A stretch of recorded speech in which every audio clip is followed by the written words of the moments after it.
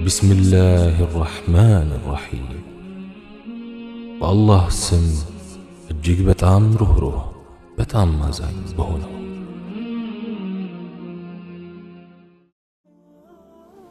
السلام عليكم ورحمة الله وبركاته የአላህ ሰላምና እዝነት በእናንተ ላይ ይሁን። የዓለማቱ ጌታ ለሆነው አላህ ምስጋና ይገባው። የዓይናችን ማረፊያ ወዳጃችንና አለቃችን በሆኑት ነቢዩ ሙሐመድ የአብድላህ ልጅ ላይና በቤተሰቦቻቸው በባልደረቦቻቸውና በእነዚያ መንገዳቸውን በተከተሉት ላይ ሁሉ የአላህ ሰላምና እዝነት ይስፈን። አላህ ሆይ ትእዛዝህን ለማክበር እዚህ በተባረከው ቦታ ላይ እንደሰበሰብከን በጀነትህ ሰብስበን አንተ የዓለማቱ ጌታ የሆንከው ሆይ በዚህ በተባረከው ስብስብ እንድንማማርበት ብዬ የመረጥኩት ትምህርት ከነቢያችን ሰለላሁ ዐለይሂ ወሰለም ሐዲሶች እንዲያውም አደራዎች አንዱ የሆነው እናነሳለን በአላህ ፈቃድ። ይህም ለአጎታቸው ልጅ የሆነው ለዓብዱላህ ኢብኑል ዐባስ አላህ መልካም ሥራቸውን ይውደድላቸውና የነገሩት አደራ ነው።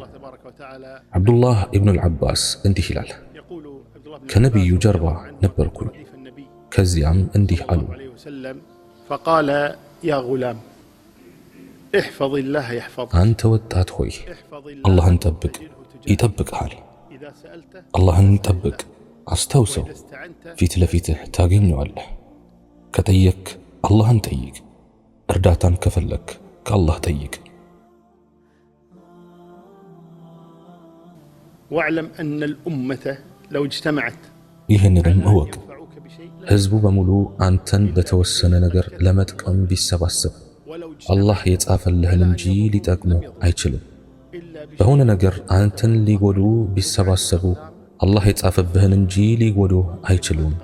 ብዕሩ ተነስተዋል፣ መጽሐፉም ደርቋል። ከነቢያችን ዓለይሂ ሰላቱ ወሰላም አንደበት የወጡ ውስን ቃላቶች ናቸው፣ ነገር ግን ጥልቅ ትርጉም አላቸው። ይህ ሐዲስ በአላህ ስብሓንሁ ወተዓላ ላይ ለመመካት በእሱም ላይ እንድንተማመን ከሚያደርጉ ምሰሶዎች አንዱ ነው። በርካታ ሰው በአላህ ስብሓንሁ ወተዓላ ላይ የመመካትን እሴት በአላህ ስብሓንሁ ወተዓላ ላይ ሊኖረን የሚገባ መተማመን አጥቷል። ይህም ሊሆን የቻለው ልባችን በዚህች አላፊ በሆነች ዱንያ ላይ በመንጠልጠሉ ነው። ከልክ በላይ ለዱንያ በመጨነቁም ነው። በዚሁም ምክንያት ነው እንግዲህ ብዙ ሰዎች ዘንድ በአላህ ስብሓንሁ ወተዓላ ላይ የመመካቱ ጉዳይ ላይ ድክመት እያሳየ የሚገኘው። ولذلك النبي صلى الله عليه وآله وسلم يقول كلمة لطيفة جميلة ነቢዩ ዓለይሂ ሰላቱ ወሰላም ውብ የሆነች ሐዲስ አለቻቸው። ነቢያችን ዓለይሂ ሰላቱ ወሰላም ሊያስተምሩን እንዲህ አሉ፣ በእኔ ላይ ይህ መልእክት ደረሰ፣ ነፍስ አትሞትም። ማንኛውም ነፍስ፣ ሁላችንም፣ ከኛ በፊት የነበሩትም ከኛ በኋላ የሚመጡ ሁሉም ነፍስ፣ አማኝም ትሁን ከሃዲ፣ ወንድም ይሁን ሴት፣ ትንሽም ይሁን ትልቅ፣ ነፍስ አትሞትም የተጻፈላትን ዕድሜና ሲሳይ ያጠናቀቀች ቢሆን እንጂ። በደንብ አጢኑት ይህን ንግግር። ነፍስ አትሞትም የተጻፈላትን ዕድሜና ሲሳይ ያጠናቀቀች ቢሆን እንጂ። የተጻፈላትን ሙሉ ሲሳይ የተጻፈላትን ሙሉ ዕድሜ እስካላገኘች ድረስ አትሞትም። እሺ ከዛስ? ጉዳዩ እንዲህ ከሆነ ጥያቄዎቻችሁን አሳምሩ። አላህን ስንለምን አንደበታችንን እናሳምር። ክፉ ተግባራት ላይ አንዘፈቅ፣ አንስረቅ፣ አንዋሽ፣ አናታልል፣ አራጣን አንብላ፣ ክህደት አንፈጽም። ለምን ከተባለ ምክንያቱም ከተጻፈልን ሲሳይ በላይ አናገኝምና። የሰው ልጅ የተጻፈለትን ሲሳይ ሙሉውን እንደሚያገኝ እርግጠኛ ሁኑ። በልቡ ካመነ በሐላል እንጂ በሐራም ለማግኘት አይታጣርም። በአላህ ይሁንብኝ፣ በሐራምም ይሁን በሐላል መንገድ የሚያገኘው ሲሳይ የተጻፈለት ሲሳይ ነው። በፍጹም ጭማሪ አያገኝም፣ በፍጹም። فإذا كان الأمر كذلك فعلينا أن نتقي الله تبارك وتعالى እንዲያ ከሆነ ነገሩ አላህን ልንፈራ ይገባል። ለዚህም ነው ነቢያችን ዓለይሂ ሰላቱ ወሰላም ጥያቄዎቻችሁን አሳምሩ ያሉ። አንተ ወጣት ሆይ አላህን ጠብቀው፣ ትእዛዛቱን ጠብቅ፣ ክልከላዎቹን ጠብቅ። ጥራት የተገባው አላህ ይጠብቅሃል። ሚዛኑን የጠበቀ አካሄዱ ትዕዛዛቱን በመተግበር ክልከላዎቹን በመራቅ የአላህን ድንበር በማክበር አንተ ትጀምራለህ። ከዚያም እሱ በሕይወትህ ሙሉ ጥበቃው አይለየህም። አላህን ጠብቅ፣ ፊት ለፊትህ ታገኘዋለህ። ማን ነው ከኛ ውስጥ ችግር ውስጥ በወደቀ ጊዜ አዳኝ የማይፈልገው? ከጎንህ 6 ወይም 7 የምትኮራባቸው ወንድሞች ወይም ጓደኞች ቆመው ብታገኝ ደስ ይልሃል? ረዳትህ አላህ መሆኑን ብታውቅስ ምን ይሰማሃል? በታሪክ መዛግብት እንደሰፈረው ሰዒድ ኢብኑ ጃብር ወደ አልሐጃጅ ኢብኑ ዩሱፍ ዘንድ መጣ። ይህም አልሐጃጅ የተባለው በጣም በዳይ ነበር። ከዚያም አልሐጃጅ እንዲህ አለ፣ በአላህ ይሁንብኝ ገድይህ ወደ ጀሃነም እንድትገባ ነው የማደርገው አለ። ከዚያም ሰዒድ ኢብኑ ጃብር በሙሉ ልብና ያለምንም ፍርሃት ሲመልስ፣ በአላህ ይሁንብኝ እንዲህ አይነት ችሎታ እንዳለህ ባውቅ ኖሮ እንደ ጌታ አመልክህ ነበር። ነገር ግን ሕይወቴም ሞቴም ጥራት በተገባው አላህ እጅ መሆኑ በሙሉ ልብ አምናለሁ። ሲሳይም በአላህ እጅ ነው። ጀነትና ጀሃነምም በአላህ እጅ ነው። ስለዚህ በዚህ ረገድ በልባችን የቂን ካደረና በተግባርም አክለን ካረጋገጠን በአላህ ይሁንብኝ በዚህች ዱንያ ያለን ሕይወት ያማረና ሰላም የሰፈነበት ነው የሚሆነው። አላህን ጠብቅ፣ ፊት ለፊትህ ታገኘዋለህ። ስለዚህ መለመን ከፈለክ አላህን ለምን፣ የፈጠራቸው እንጂ ፍጥሮቹን አትለምን። የሁሉ ነገር ባለቤት የሆነውን ጌታ ለምን። የአላህ ግምጃ ቤቶች በእጃችን ቢሆኑ ኖሮ በአላህ ይሁንብኝ ስስታችን ለከት አይኖረውም ነበር። ምስጋና የተገባው አላህ ግምጃ ቤቶቹ በቁጥጥሩ ስር ናቸው። ሰጪውም እሱ ነው፣ ቸሩና ለጋሱ እሱ ነው። ጥራት ይገባው። ስለዚህ የሰው ልጅ መጠየቁ ካልቀረ አላህን ይጠይቅ። ሰዎች እንደ ሰበብ ብንጠቀምባቸው ችግር የለውም። ነገር ግን የቀልባችን የቂንና መመካታችን በአላህ ብቻ ይሁን። ለዚሁም ነው ዑለማዎች አንድ ሰው ከሰዎች በሚጠይቅበት ወቅት ሲሳዩ በእጃቸው እንደሆነና ጠቃሚዎቹና ጎጂዎች እነሱ መሆናቸው ካመነ ካፊር ወይም ከሃዲ ነው ብለዋል። እንዲሁም ሲሳይ በአላህ እጅ መሆኑን እያወቀ ነገር ግን በአላህ ላይ መደገፍን ወይም መመካትን ዘንግቶ ከሰዎች ከጠየቀ ትንሹ ሽርክ ላይ ወድቀዋል ማለት ነው። ስለዚህ ከሰዎች እርዳታን ስንጠይቅ ሰጪ አላህ መሆኑን መዘንጋት የለብንም። መመኪያችን ፈጣሪያችን የሱ መሆናችንን መርሳት የለብንም። ስለዚህ መጠየቅህ ካልቀረ አላህን ጠይቅ። እርዳታን የምትሻ ከሆነ ከአላህ ፈልግ። ለዚህም ህዝቡ በሙሉ አንተን በተወሰነ ነገር ለመጥቀም ቢሰባሰብ አላህ የጻፈልህን እንጂ ሊጠቅሙ አይችልም የተባለው። ጥራት የተገባው አላህን መጠየቅ ግዴታ መሆኑን ከዚህ ቀደም አንስተናል። የሰው ልጅ አላህን መጠየቅ አለበት። ትርሚዚ በዘገቡት ሐዲስ ነቢያችን ዓለይሂ ሰላቱ ወሰላም እንዲህ ብለዋል፣ አላህን የማይለምን ሰው አላህ ይቆጣበታል። የአላህን እርዳታ የማይፈልግ ሰው እስኪመስል ማለት ነው። ገጣሚው ምን ይላል?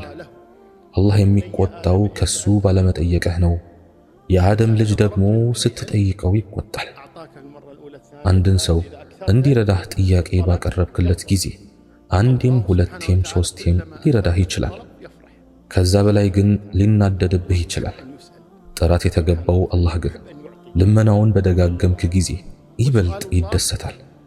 ጌታችን አላህ መለመንን ይወዳል፣ መስጠትም እንዲሁ ይወዳል። ልመና ሲባል ደግሞ አምልኮዊ ልመና አለ፣ ግላዊ ልመናም አለ።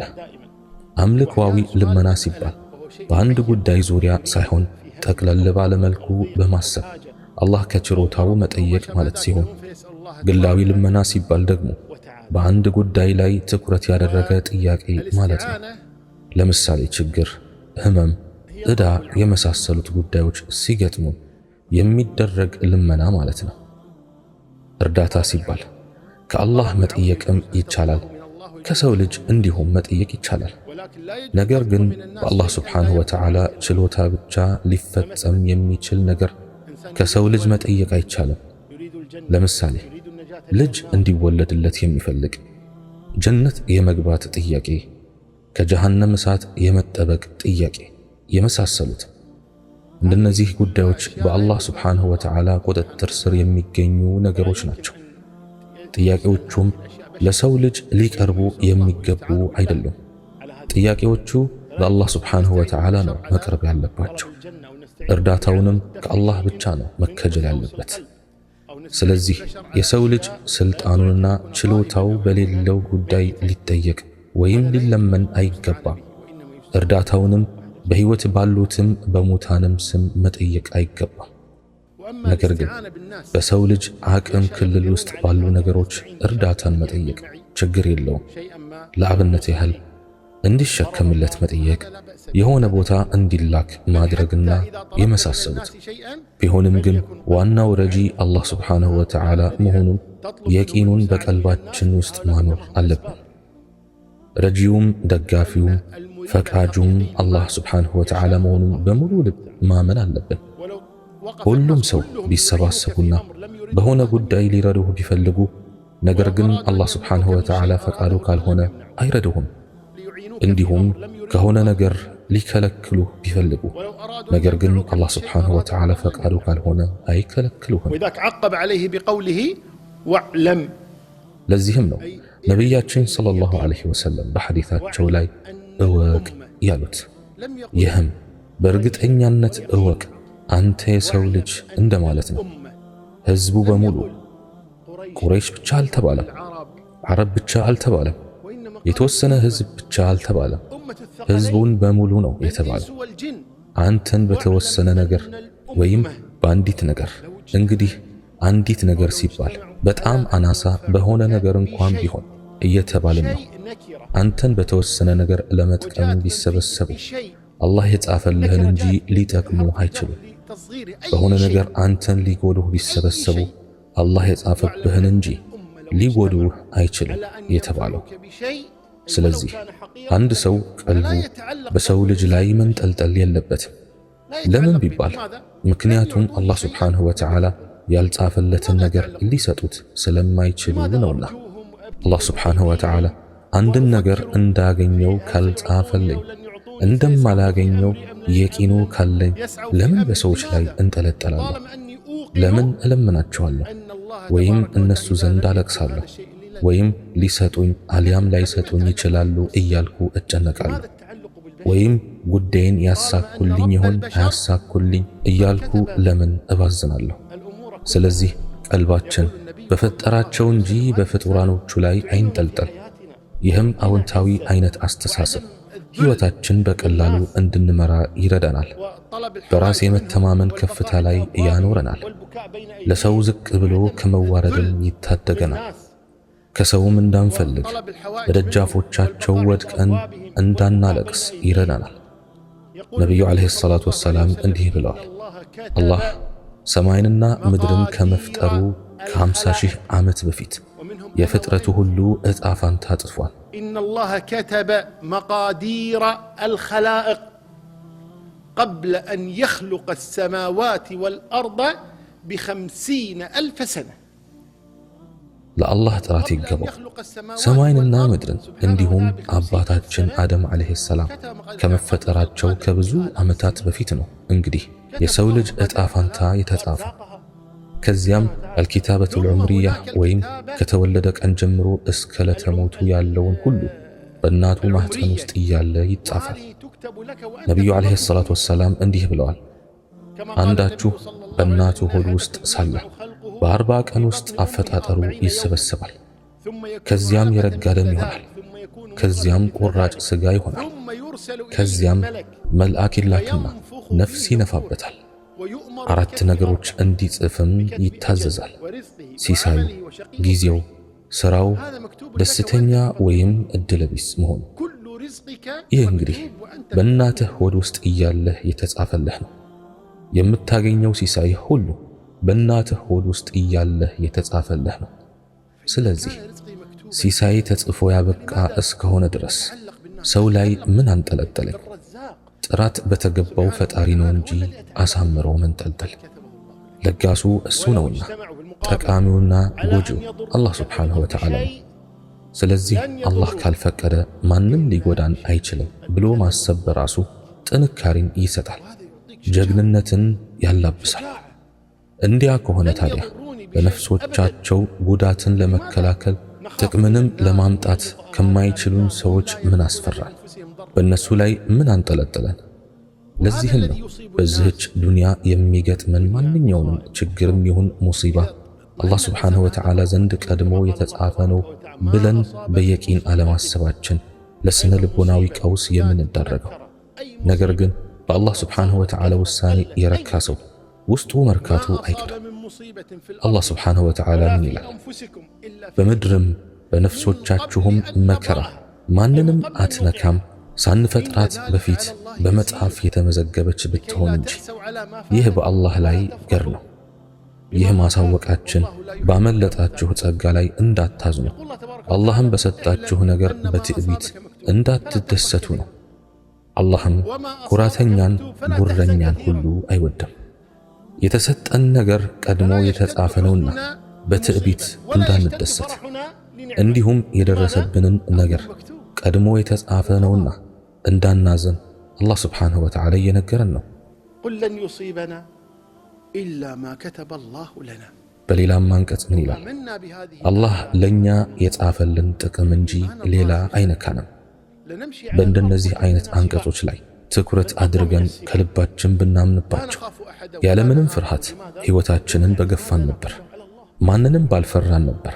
ምክንያቱም መተማመናችንና መደገፋችን ሁሉ በአላህ ላይ ስለሚሆን አላህ ሱብሓነሁ ወተዓላ ኃይለኛ መሆኑን ማመናችንም ኃይለኛ ነኝ ብሎ በሚያጋጥመን ሰው ፊትም ያለምንም ፍርሃት እንድንቆም ይረዳናል።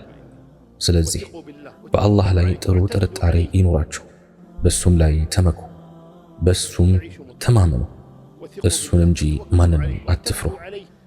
አላህ ሱብሓነሁ ወተዓላ ይዘንልን፣ በነቢያችንም ሰላምና እዝነት ያውርድ። ወሰለላሁ ወሰለም ወባረከ ዐላ ነቢይና ሙሐመድ